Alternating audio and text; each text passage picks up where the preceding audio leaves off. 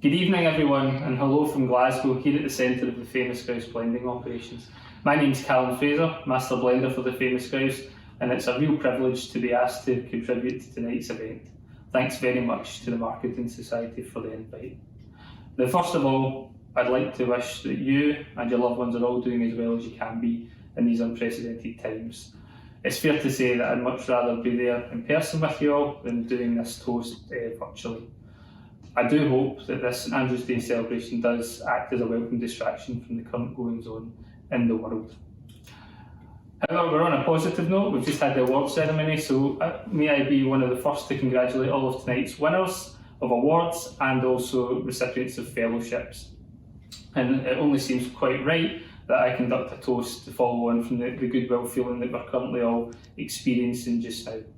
Now, it's the 30th of November, it's St Andrew's Day, so to conduct a toast, I felt there was no better way to do that than with Scotland's national drink, whisky.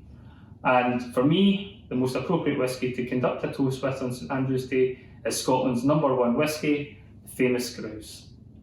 Now, the Famous Grouse was created way back in 1896, almost 125 years ago, and even today, in 2020, it is savoured and enjoyed and adored in over 100 countries worldwide.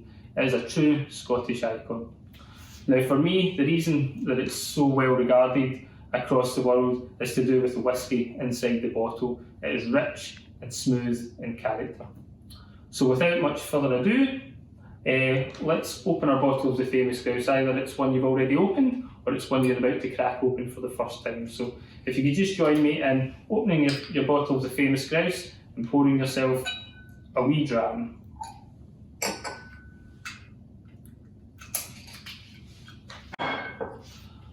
So, first of all, within your glass, if I could ask you just to swirl the whisky within the glass, what that does is it opens up all the flavours and characters within the whisky for us to explore. So in terms of nosing, if I could just ask you to have a couple of small sniffs of the whisky.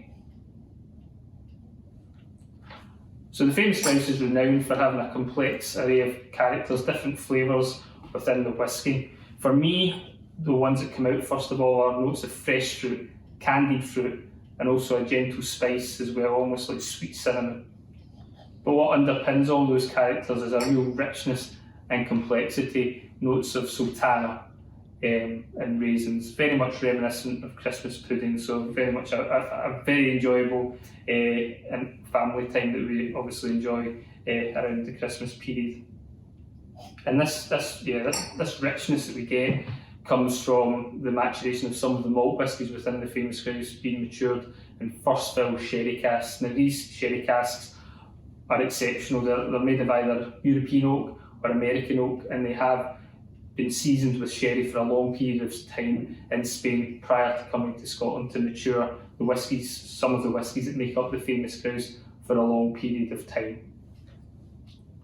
So that's the Famous Grouse on the nose, really rich and complex in character, with light and fresh fruit notes in there as well, and notes of spice as well.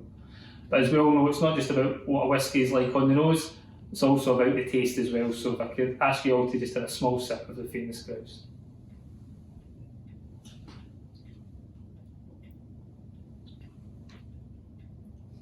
Wow, so very much echoing the nose, there's notes of fresh fruit, candied fruit, and also some spicy notes in there, all underpinned by that real rich complexity as well.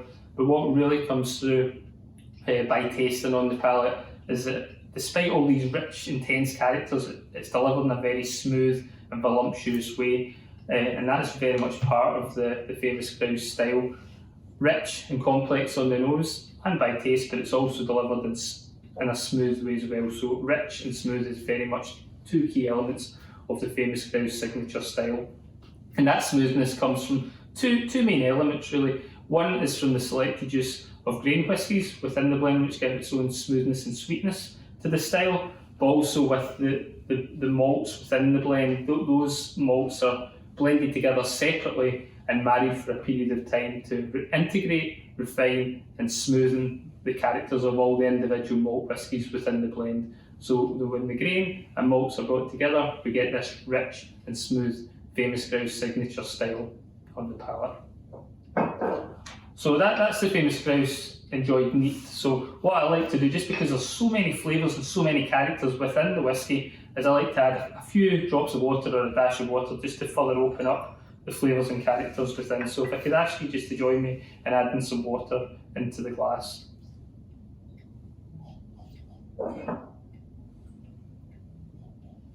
So very much the fresh fruits notes open up within the glass here. I'm now getting notes of poached pear, orange zest, and also crisp green apple coming through. And then obviously the richness comes through on the nose as well. So it's a tremendous whisky, and it can be enjoyed in a variety of ways. I'm obviously enjoyed it neat with a couple of dashes of water, but with all the flavours and characters that are within the whisky of the famous grouse, it works very well across an array of different serves. So it can work very well within a whisky highball. For example, a dash of the famous grouse combined with soda water and a wee squeeze of lemon works very well. It's a really refreshing drink serve using the famous grouse, with the citrus fruit lemon working very well with the fresh fruit characters within the famous grouse whisky and contrasting very well with the rich fruit flavours. Also worth a mention from my point of view, a personal favourite of mine is the ginger grouse, the famous grouse and ginger ale. When mixing those two together, what I find is the spice notes of the ginger ale complementing the sweet cinnamon spice notes of the famous grouse whisky. So ladies and gentlemen, that's the famous grouse, a whisky that can be enjoyed at any time of the year, but in particular here on the 30th of November, St Andrew's Day. So I think I'll leave you now by just completing my toast in the traditional Scottish way, seeing as we are in St Andrew's Day. So if I could ask you all just to raise your glass and toast in the traditional Scottish way, Slanjaba.